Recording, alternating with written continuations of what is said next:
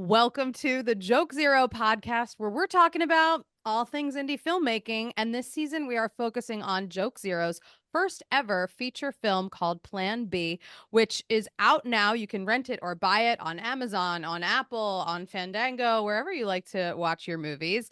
And I'm very excited because today's probably like our biggest episode. We've got the star of the film, the hilarious comedian. I love her. She's amazing. She plays Piper, our protagonist in the movie. We have Jamie Lee on the show today. Hi, girl. How are you? Hi, I'm doing well. Yeah, doing great. Excited to be here.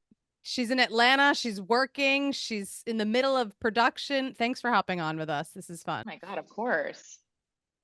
You have the best resume ever. Honestly, I was really excited. Like when they told me you were doing this movie, I was like immediately yes. Like I got to work with you for one half day, I believe it was.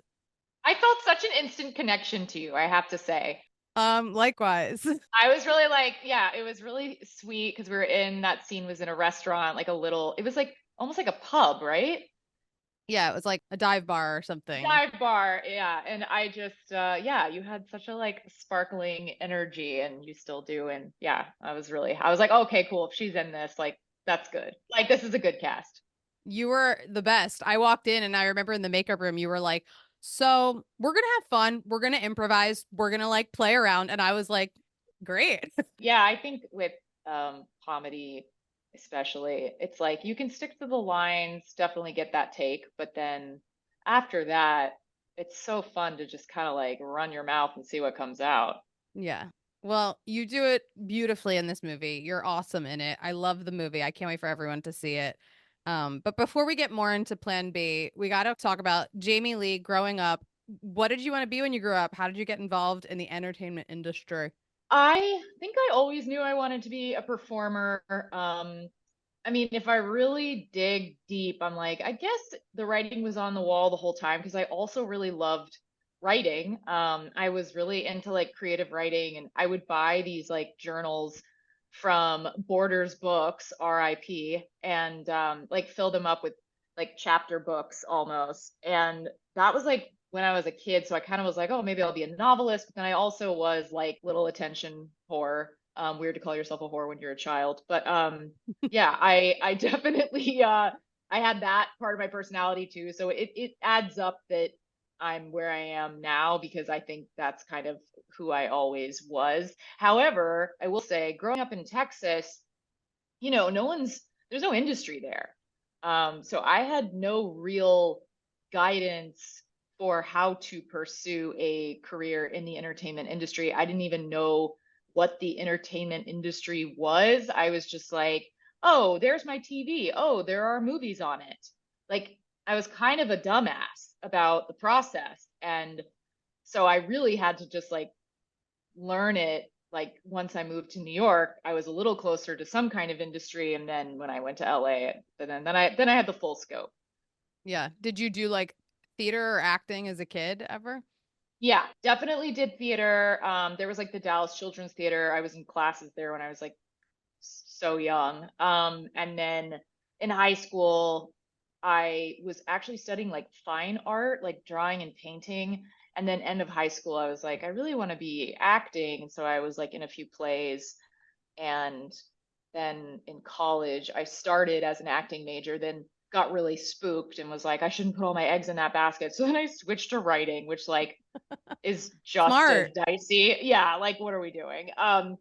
Thinking that writing is like that much more stable than acting is just a bananas way to look at life. But I think that it's good to have some delusion. Otherwise, you won't try anything. I'm glad you said that because I was a TV major and they were like, "Oh, that's smart, like writing and production." I'm like, "Yeah, I graduated with an Ugly Betty spec script and that's about it." I was like, I had an OC spec script. I love that. Well, I feel like the first time I knew you was on Girl Code. You were on MTV's Girl Code. I feel like that was a big for comedians, for stand-up comedians, that was a big job. Was that like one of your first, exciting, I mean, it was a TV job on MTV. Like what was that like? It was the best. And what's so funny about Girl Code, I still think about this, and I have this as like a recurring theme in my life. where I think I'm working on something that's probably not a big deal, and then it turns out to be a big deal. Like I had that with Ted Lasso too, where I was like, I mean, I think this show's good. I don't know.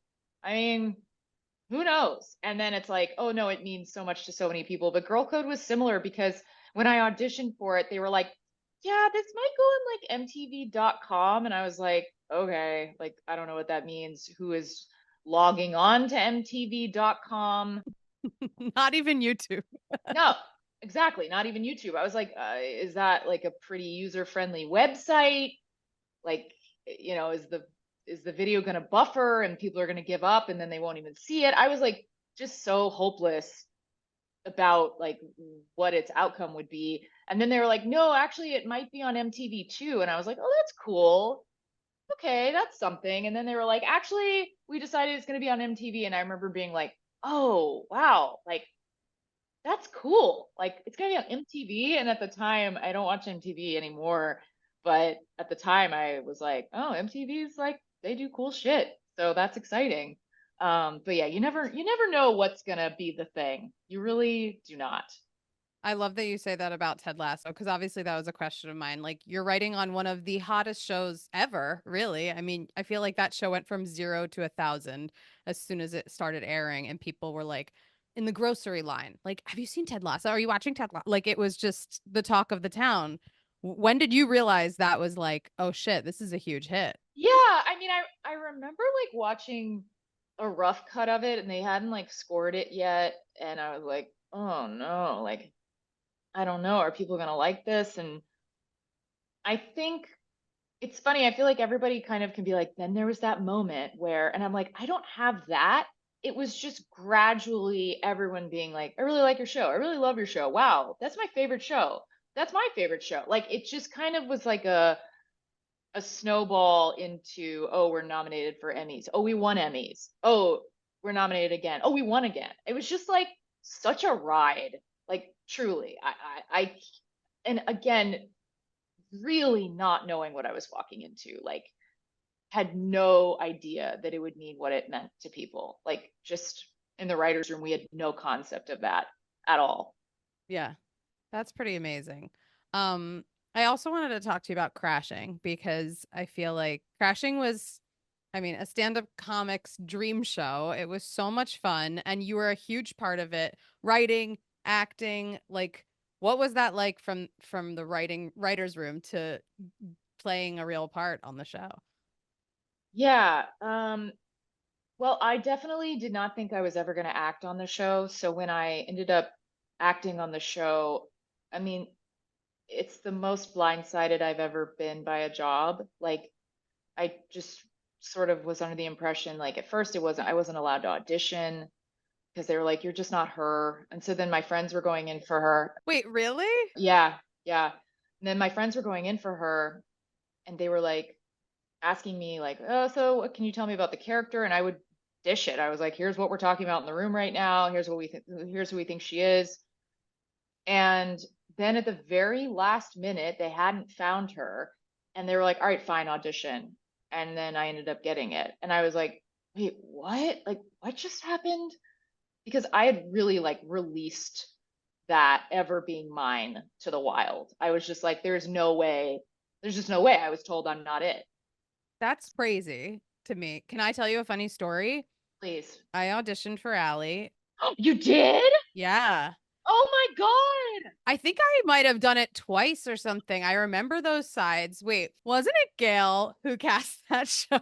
Yes, it was Gail Keller. Yes, I remember I'm sitting in the waiting room because obviously this is pre-pandemic and there are all these actresses there and people I know or whatever and I remember someone being like, it doesn't even matter. And I was like, what do you mean? I had like learned the sides and they were like, because it's Jamie's part. Jamie Lee's gonna play the part. Someone told me we were auditioning because they had to hit like a SAG quota to like audition people. Is that a thing? I have no idea, but this was years ago. I believed it. I was like, oh, I guess. Well, it's good to be seen by this casting director. Like they're like, it's good to get in the room, but like none of us are gonna get this job. And I remember being like, oh, okay. And then when I see you playing it, I was like, oh, they were right. Like, so I had no idea that you had to like go through the hoops too and like do the audition as well. That's so wild. That is so wild. And now I'm like, is SAG, is that a quota? Is that a thing? I mean, that would make so much sense because there definitely have been other parts I've seen on TV where I'm like an English teacher, Brian Jordan Alvarez's show. I'm like, Stephanie Koenig was always the person he made the sketches with. And so I was like, well, surely it's going to be her. Like they have chemistry. Like it's so clearly her. And then they were auditioning people for it. And I was like, oh, okay. And then she's on the show. And I'm like, well, yeah, it was always her. But it is interesting. You're like, what is that part of the process where they feel like we just need to be extra, extra, extra sure? And you're like, I don't know. It's like just if you know who it is, just take the leap of faith. They'll do it. They'll knock it out of the park. Yeah. It's like dating. It's like you met the girl you're gonna marry 10 years ago. Stop trying to find Delete someone else. the app. Delete the app.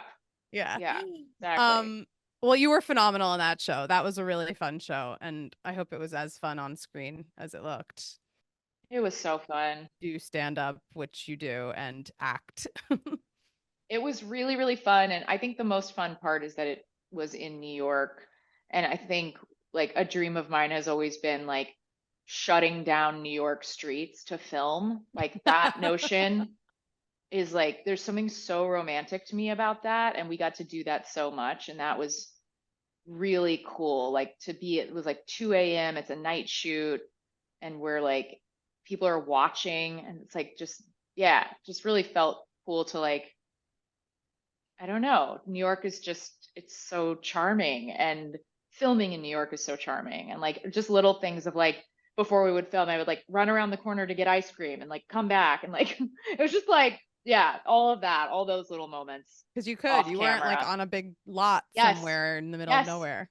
Yeah. It's like, oh, I like went to Soho and like bought a shirt like when I had time before my next scene. It's like all of those little moments were really, really special. This is why we get along. Yeah. Yes. You go They'd be by like, when you Anna's have the late, and time. I'm like with Yeah, Sephora bags. Sorry. yeah, exactly. That was really great. That's cool. So let's talk a little about Plan B.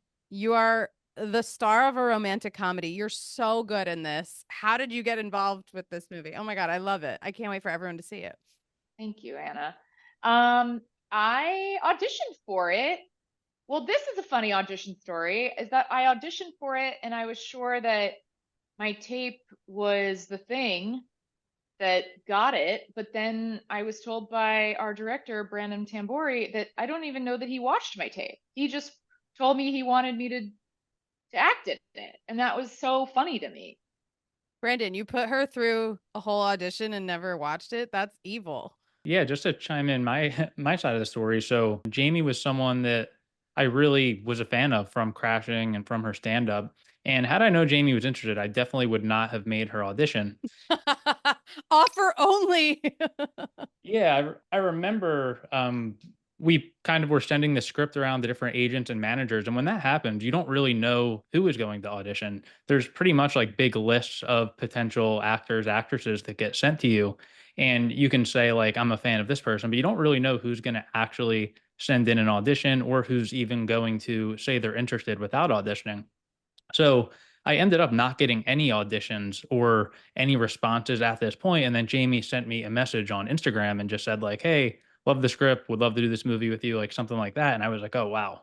And at that point I hadn't even seen Jamie's audition. I did later see the audition. He watched it yesterday before you were doing this podcast. No, I don't know. So you were the first person who signed on to this feature. And then you got this amazing cast full of the funniest people. Like what was that like? Did you have any say in it? Did Brandon like bring you like, hey, who do you I'm curious like who you thought would play these other roles?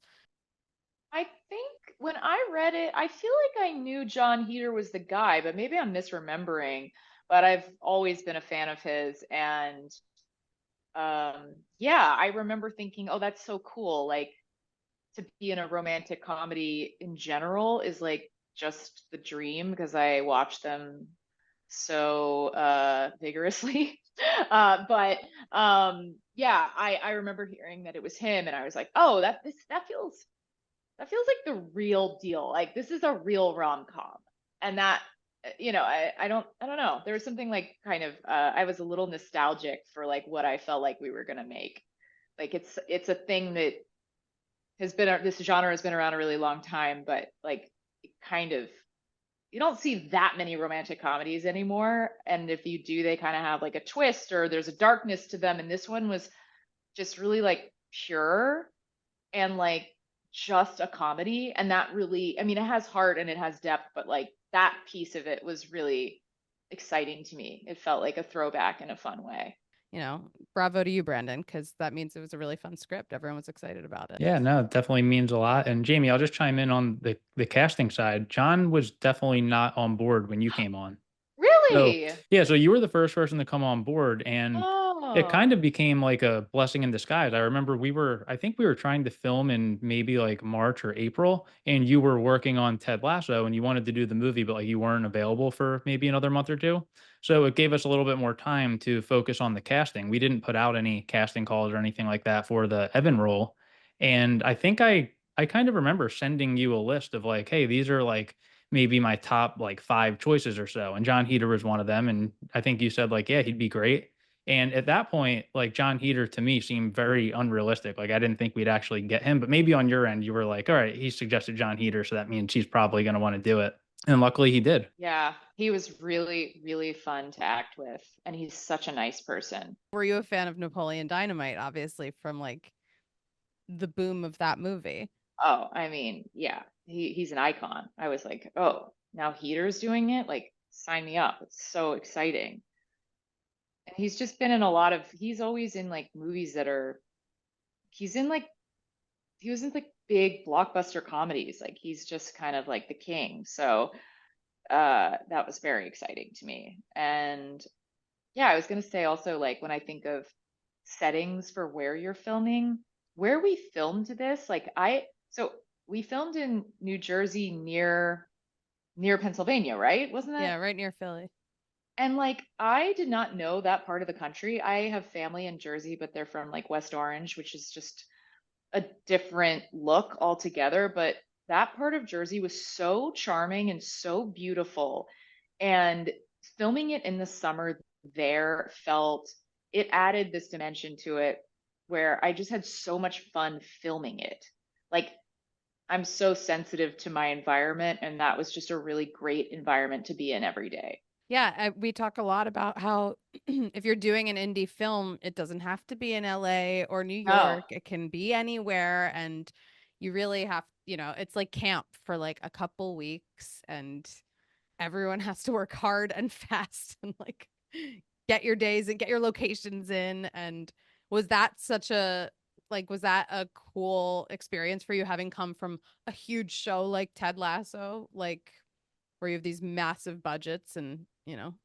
Yeah, yeah, it was really cool, and everyone was just so nice. It was such a nice group of people, and like, um, also just to circle back to the Jersey of it all, I'm a really big fan of like red sauce Jersey Italian food. And I remember like coming back to my hotel room at the end of the night and ordering from like some place called like Vincenzo's or whatever, and just like getting like a limoncello cake with like like just like eating like a soprano every night, or not every night, but usually, like, because when you're filming, your schedule for eating is all over the place. It's not normal.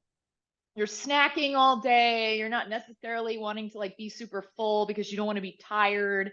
So then at the end of the day, you're just like, oh, we really did it. And then boom, Vincenzo's delivery, 11 p.m. slob in my hotel room, waking up. Oh God, why did I do that? Back to work the next day. Yeah, waking up in the morning being like, wait, I have to get up. What time's my call? Oh God.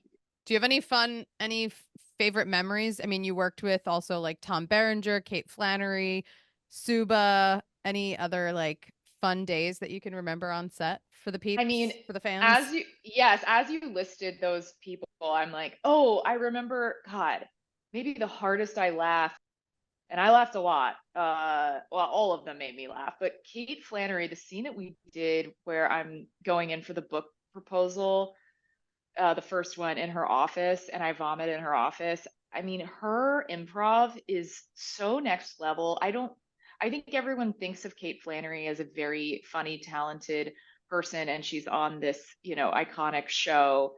But when you see her in action improvising, it's potentially the hardest I've ever laughed in my life. I would even use that superlative. I could not believe the riffs coming out of her mouth. I was like, this woman, the world needs to know. Like, Kate Flannery is truly next level comedian. Like, it was really unbelievable. And then Tom Berenger everyone was so funny and cool. Like, there was no one where I was like, oh, that wasn't a good vibe. Like, every single person was great. That's great. Also, I love that that's the funniest you ever laughed, where they like, no, keep the throw up in the mouth. We didn't shoot that Oh part. my God. It's like, just The throw up part was insane. But before that, I mean, she was just going off talking about like, I mean, she's just like, oh, it's where she's talking about like what she sees for my career. And I remember riffed something like, I see PBS special. And I was like, PBS special. Like, it was just, even her mentioning PBS was just so funny and weird and specific. And